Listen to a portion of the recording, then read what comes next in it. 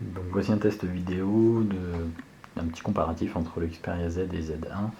Je vous ai juste mis un Note 3 à côté pour le début de la vidéo pour que vous puissiez comparer un petit peu la taille.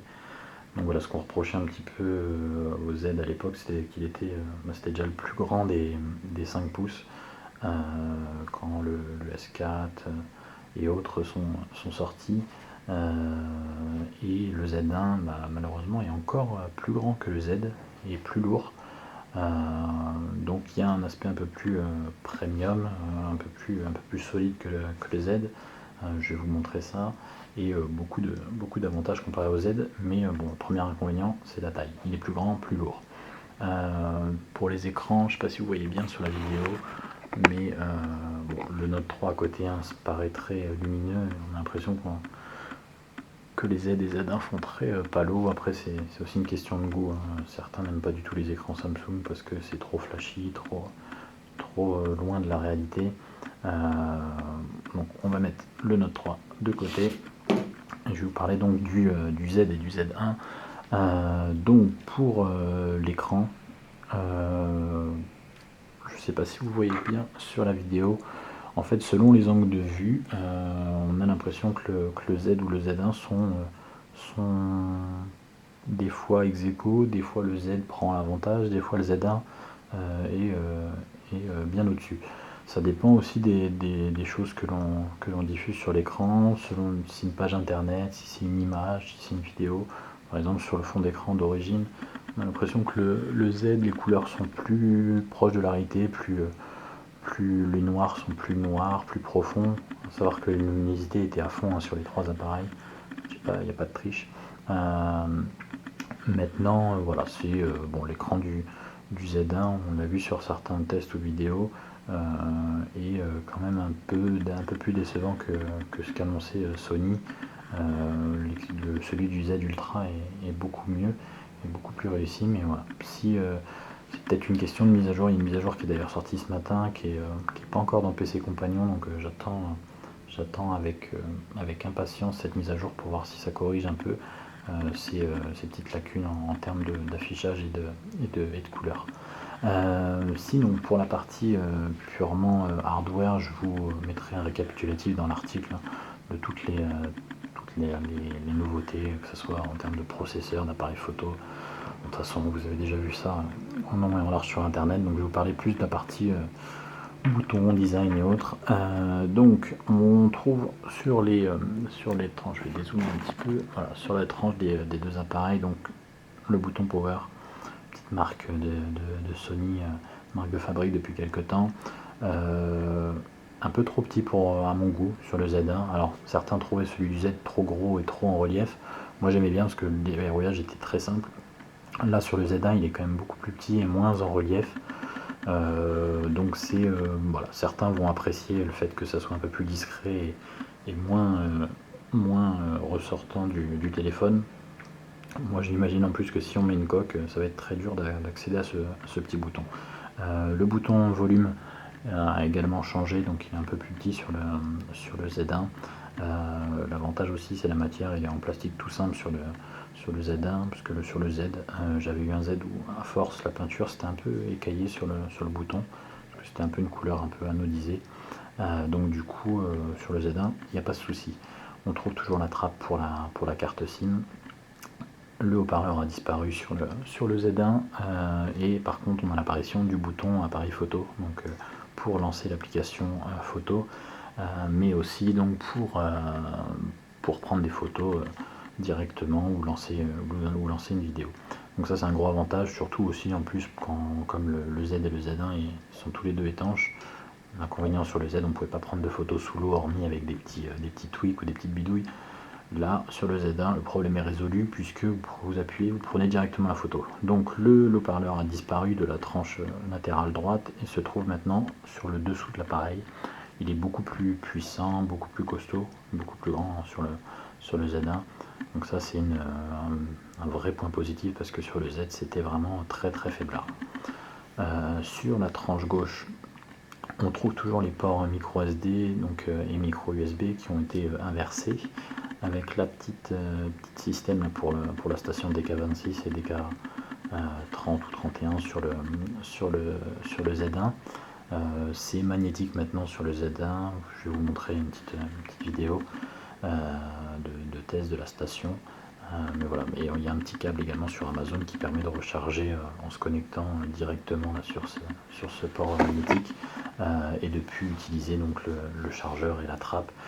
C'est l'inconvénient du Z et du Z1. Pour le fait qu'il soit étanche, il faut ouvrir cette trappe. Si on n'a pas la station, il faut ouvrir cette trappe donc pour recharger. Les autres points positifs, donc cette trappe pour le jack a disparu sur le Z1 et donc maintenant on a le jack qui est directement disponible et ne vous inquiétez pas, il va sous l'eau, il n'y a pas de problème, même s'il n'y a pas de trappe, le jack est fait pour. Un dernier point vraiment qui a été amélioré, c'est donc les trappes qui ont, bon, c'était déjà assez bien sur le Z parce qu'il n'y a jamais eu de problème d'étanchéité. J'ai eu plusieurs Z et j'ai jamais eu de problème. Il y a donc cette trappe, enfin toutes les trappes. Maintenant, les trappes pivotent. Ça fait que quand vous ouvrez, voilà, elles tournent automatiquement et vous avez accès plus facilement au port micro USB, ce qui n'était pas le cas sur le Xperia Z. Je vais vous montrer par exemple sur un Xperia Z, on ouvre la trappe et la trappe en fait ne pivote pas. Donc ça tord un peu sur cette petite tige en plastique là. À force, ça devenait très inquiétant et c'était pas très pratique le fait que ça pivote pas. Là, c'est vraiment moins contraignant d'avoir ce système de trappe parce qu'on ouvre et au final, en quelques secondes, vous avez le vrai port. Un peu plus contraignant sur le Z. Que vous dire sinon de plus? Je vais vous faire un test complet de la partie photo. Je vais juste vous montrer la grande nouveauté pour moi et le point positif. Donc c'est on parle des 20 millions de pixels du Xperia Z1 qui sont pas très exceptionnels pour être honnête, même si la partie photo est très très bonne, mais c'est pas non plus une révolution comme on pouvait l'attendre. Pour moi par contre le vrai plus c'est le mode, ce qu'ils appellent le mode time shift. Donc c'est pour faire des photos en rafale mais avec un système qui est très agréable. Je vais vous montrer une comparaison par exemple. Je vais vous faire un petit test. Là on prend par exemple la photo et en même temps je vais donc bouger le Xperia Z qui est en fond derrière. Donc j'appuie et en même temps voilà. Et vous pouvez après choisir le moment où la photo vous plaît le plus.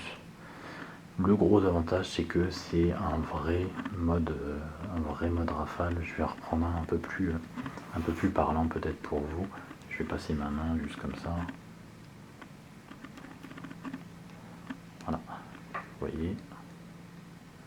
C'est vraiment exceptionnel parce que la qualité est présente. Il y a des moments où bien sûr c'est flou, mais on trouve plusieurs moments où la photo est très nette. Moi j'ai un enfant qui a 1 an et demi. Impossible de prendre une photo avec n'importe quel smartphone quand il bouge. Donc il n'y a que quand il dort où j'arrive à prendre une photo. Avec le mode time shift, j'arrive à faire des superbes photos quand il mange, quand il joue, etc. Et ça c'est vraiment pour moi le gros avantage du Xperia Z1. Alors que sur le Note 3 ou autre, il y a tout ça, c'est mode rafale, mais ça marche jamais au final. Ça vous prend, oui, 50 photos, mais les 50 sont floues, donc ça sert à rien. Là, sur le Z1, on a vraiment un très bon rendu. Je vais le refaire une dernière fois pour que vous puissiez voir.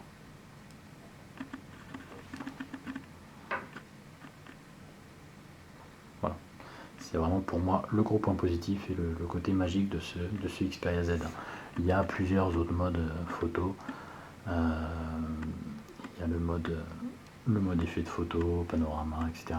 L'effet réalité augmentée qui sert pas à grand chose, à part rajouter, si vous voulez rajouter des dinosaures dans la pièce. Mais bon, ça sert vraiment à rien. Je sais même pas si ça faut prendre la photo. Ça marche pas souvent, ou alors faut être levé ou autre, donc c'est vraiment ça sert à rien. Dans le mode photo, qu'est-ce qu'il y a de révolutionnaire? Voilà, il y a le mode social là, je vais vous montrer un exemple dans la vidéo, et info eyes, mais bon, ça c'est vraiment secondaire. Vous pouvez prendre une photo d'un objet, il va vous dire, il va faire une recherche sur Google sur ce qu'est l'objet. Donc voilà, je vais vous faire un test complet de toute façon cette partie photo, mais pour la comparaison entre le Z et le Z1, voilà les éléments essentiels, donc la correction des boutons, le haut-parleur qui a été déplacé, la prise jack qui est maintenant accessible de suite, la taille malheureusement encore plus lourd et plus gros pour le Z1, l'écran qui est différent, l'appareil photo, et c'est à peu près tout. Donc voilà, honnêtement, si vous avez un Z, n'achetez pas le Z1, vous serez déçu de la faible différence, je dirais, entre les deux. Si par contre vous n'avez pas de Z, je vous conseille le Z1 qui est quand même un très très bel appareil.